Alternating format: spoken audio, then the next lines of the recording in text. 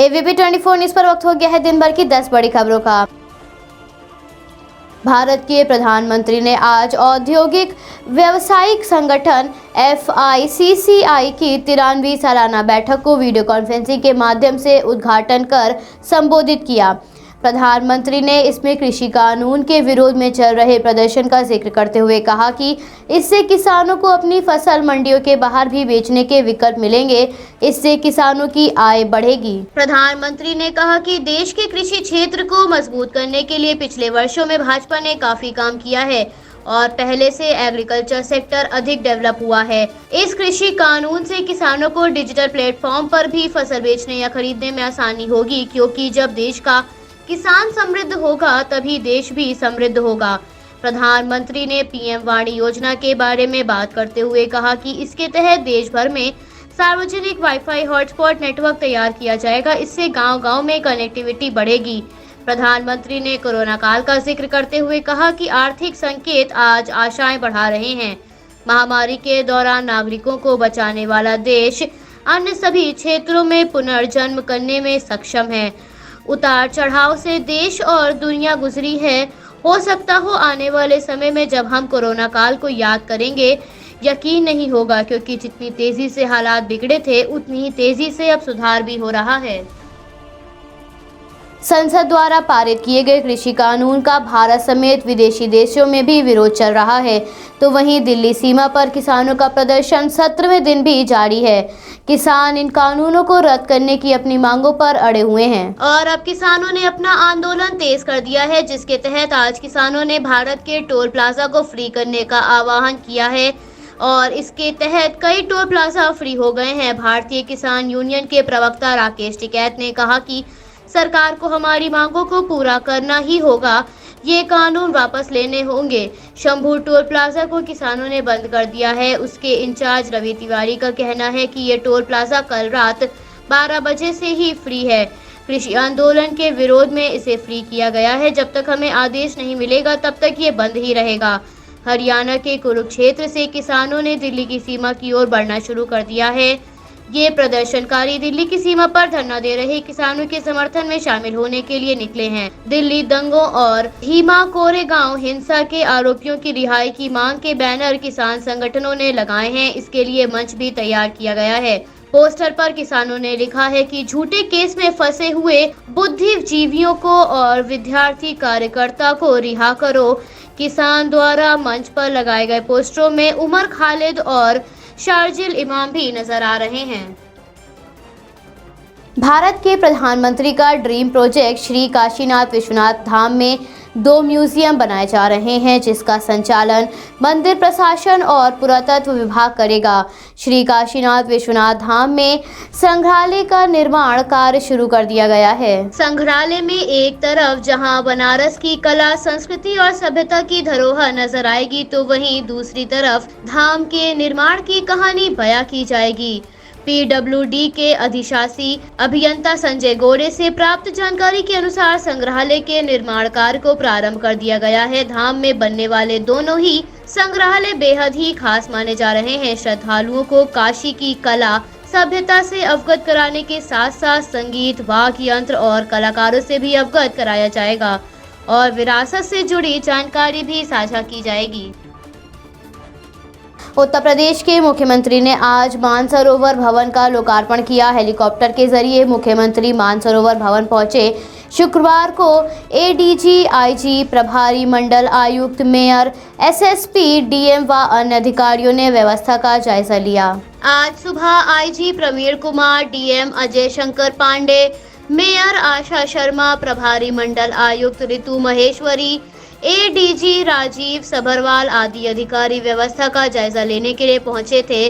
मुख्यमंत्री की सुरक्षा के मद्देनजर खुफिया विभाग को भी अलर्ट पर रखा गया था। CCTV कैमरे के जरिए लगातार निगरानी की गई। मुख्यमंत्री कृषि आंदोलन के विरोध में चल रहे प्रदर्शन के बीच पहली बार पश्चिमी यूपी पहुंचेंगे। मुख्यमंत्री मुरादाबाद में पहुंचकर पार्टी के पदाधिकारी और जनप्रतिनिधियों से कृषि कानून के विरोध में चल रहे आंदोलन पर चर्चा करेंगे और साथ ही आंदोलन का असर पश्चिमी यूपी में कितना है, इससे कितना नुकसान हो सकता है, इसके साथ ही विकास कार्यों पर भी विचार विमर्श किया जाएगा। भारत बंद के आह्वान के दिन वेस्ट यूपी के सभी जिलों को काफी नुकसान पहुंचा।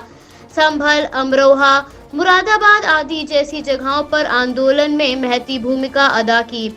प्राप्त जानकारी के अनुसार मुख्यमंत्री अपनी टीम के साथ विकास और आंदोलन के प्रभाव पर मंथन करके 13 दिसंबर को मेरठ में एक कार्यक्रम में शामिल होंगे। वहां भी आंदोलन की स्थिति को भांपने की कोशिश करेंगे। सीएम के आगमन को लेकर सारी तैयारियां लगभग पूर्ण हो चुकी हैं। मुख्यमंत्री सीधे सर्किट हाउस में हेलीकॉप्टर के माध्यम से आएंगे। आज एनसीपी के अध्यक्ष शरद पवार का 80वां जन्मदिन है। शरद पवार का जन्म 12 दिसंबर को 1940 में महाराष्ट्र के पुणे शहर में हुआ था। इस शुभ अवसर पर भारत के प्रधानमंत्री ने ट्वीट के जरिए शरद पवार को जन्मदिन की बधाई देते हुए भगवान से उनकी अच्छी सेहत और लंबी उम्र की कामना की। रक्षा मंत्री ने जन्मदिन की बधाई देते हुए कहा कि भगवान आपको स्वास्थ्य और लंबी आयु प्रदान करे। महाराष्ट्र के मंत्री धनंजय मुंडे से प्राप्त जानकारी के अनुसार शरद पवार के 80वें जन्मदिन के मौके पर दिव्यांगजनों को मुफ्त में सहायता उपकरण मुहैया कराने के लिए महाशरद नामक ऑनलाइन मंच प्रारंभ किया जाएगा। मुंडे ने कहा कि विभाग का लक्ष्य है कि महाराष्ट्र स्वास्थ्य एवं पुनर्वास सहायता प्रणाली के जरिए 29 लाख दिव्यांगजनों की सहायता की जा सके। भारत में कोरोना वैक्सीन को लेकर सारी तैयारियां लगभग पूर्ण हो चुकी हैं। उत्तर प्रदेश के मुख्यमंत्री ने भी अपने शासन स्तर पर राज्य में टीकाकरण को लेकर तैयारियों की समीक्षा करी है। टीकाकरण 3 चरणों में आयोजित किया जाएगा। पहले चरण में व्यक्ति का पंजीकरण होगा, दूसरे में टीकाकरण किया जाएगा तो वहीं तीसरे में व्यक्ति को आधे घंटे तक चिकित्सकों की निगरानी में रखा जाएगा कि यदि वैक्सीन का कोई दुष्प्रभाव उस पर होता है तो उसका तुरंत इलाज किया जा सके। सरकार इसके प्रति योजना बना रही है, जिसके तहत मेडिकल साइट पर रोजाना 100 लोगों को एंटी कोरोना टीका लगाया जाएगा।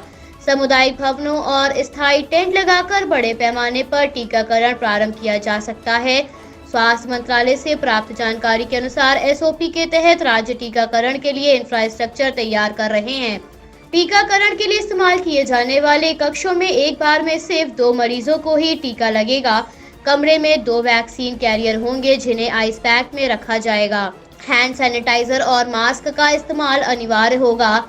AIFI किट होना अनिवार्य है। प्रवेश द्वार पर हाथों को सैनिटाइज करना अनिवार्य होगा। टीकाकरण के लिए आए हुए लोगों को सोशल डिस्टेंसिंग के नियमों का पालन करना होगा। इसके लिए स्वास्थ्य मंत्रालय ने राज्यों को निर्देशों का ड्राफ्ट भेज दिया है। टीकाकरण पॉइंट पर सुरक्षा कर्मियों के साथ 5 टीकाकरण अधिकारी भी मौजूद होने चाहिए। वास्तविक नियंत्रण रेखा पर भारत और चीन की तनावपूर्ण स्थिति दिन पर दिन बढ़ती जा रही है। भारत ने एक बार फिर अपनी बात को दोहराते हुए कहा कि वास्तविक नियंत्रण रेखा पर तनावपूर्ण स्थिति का जिम्मेदार सिर्फ चीन है। दोनों ही देशों के बीच राजनीतिक स्तर पर तनाव को कम करने के लिए प्रयास किए जा रहे हैं, लेकिन राजनीतिक तौर पर तनाव कम करने की बात चीन कहता तो है, लेकिन वास्तविक नियंत्रण रेखा पर अपने सैन्य बल को पीछे हटाने को तैयार नहीं है। चीन कोई न कोई बहाना ढूंढकर सीमा पर अपने सैनिकों को तैनात किए हुए है।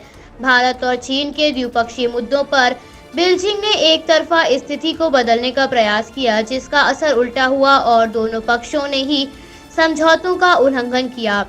नई दिल्ली ने बीजिंग को कहा कि चीन जो कह रहा है उसे लागू भी करे, जिससे सीमा पर शांति स्थापित करने के लिए दोनों ही देशों के मध्य समझौतों का कड़ाई से पालन किया जाए। भारत के विदेश मंत्री एस जयशंकर ने कहा कि चीन ने LAC पर अपने जवानों की बड़ी संख्या की तैनाती के लिए अलग अलग कारण बताए हुए हैं।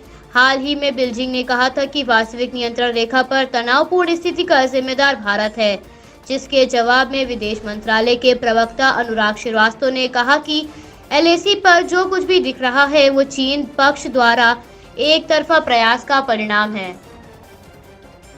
भारत में कोरोना संक्रमण के मामलों में बढ़ोतरी देखी गई है। केंद्रीय स्वास्थ्य मंत्रालय से प्राप्त जानकारी के अनुसार पिछले 24 घंटों में कोरोना के 30,005 मामले सामने आए हैं, जिससे कुल संक्रमितों का आंकड़ा लगभग 98 लाख को पार कर गया है। तो वहीं पिछले 24 घंटों में इस महामारी के कारण 442 लोगों ने अपनी जान गंवाई है, जिससे मरने वालों का आंकड़ा लगभग 1 लाख को पार कर गया है। 33,494 लोगों ने इस महामारी को मात दी है, जिससे अब तक स्वस्थ होने वाले लोगों का आंकड़ा लगभग 93 लाख को पार कर गया है। इस समय भारत में एक्टिव केसेस की संख्या 3,59,819 है। भारत में रूस विदेशी मंत्री द्वारा जारी बयान के जवाब में कहा गया कि भारत ने हमेशा राष्ट्रीय हितों के आधार पर स्वतंत्र विदेश नीति का पालन किया है। रूसी विदेश मंत्री ने कहा था कि भारत को चीन के विरोध गतिविधियों में फंसाकर हिंद प्रशांत रणनीति, आक्रामक और कूटनीति का पालन कर रहे हैं, जिसके जवाब में भारतीय विदेश मंत्रालय के प्रवक्ता अनुराग श्रीवास्तव ने कहा कि भारत स्वतंत्र और समावेशी हिंद प्रशांत के पक्ष में सदैव रहता है और उसके साथ संबंधों का आधार मेरिट है। भारत और अमेरिका के मजबूत रिश्तों पर अनुराग ने कहा कि भारत की रणनीति साझेदारी को मजबूत करने के साथ साथ वैश्विक चुनौतियों से निपटने के लिए द्विपक्षीय समर्थन पर आधारित है। अमेरिका में कोरोना संक्रमण का खतरा दिन पर दिन बढ़ता जा रहा है। इस महामारी से सबसे ज्यादा प्रभावित होने वाले देशों की सूची में अमेरिका पहले पायदान पर नजर आ रहा है, जिसके मद्देनजर अमेरिका में कोविड-19 वैक्सीन को मंजूरी दे दी गई है। खाद्य एवं औद्योगिक विभाग और उसके जर्मन साथी बायोएनटेक द्वारा विकसित की गई फाइजर वैक्सीन को आपातकालीन स्थिति में उपयोग की मंजूरी मिल गई है। FDA का फैसला है कि बड़े पैमाने पर अध्ययन को लेकर जनता की समीक्षा के आधार पर टीकाकरण किया जाए। प्रशासन भी FDA पर वैक्सीन को जल्द मंजूरी देने का दबाव बना रहा है और एजेंसियों पर धीमी गति से कार्य करने का आरोप लगाया गया है। ब्रिटेन समेत कई अन्य देश सर्दियों से पहले अत्यधिक लोगों को टीकाकरण करना चाहते हैं, जिस वजह से वैक्सीन की खुराक में कमी रहेगी, जिस वजह से प्राथमिकता के आधार पर ही टीकाकरण किया जाएगा, जिसके मद्देनजर अमेरिका के खाद्य और उनके विभाग की vaccine and retail biological products advisory committee ने 8 घंटे तक बैठक कर इस पर विचार विमर्श किया। Bureau report ABP 24 news Lucknow. Subscribe कीजिए हमारे न्यूज चैनल को और बेल आइकन को प्रेस करना ना भूलें ताकि हमारे नए वीडियोस का नोटिफिकेशन आपको मिलता रहे।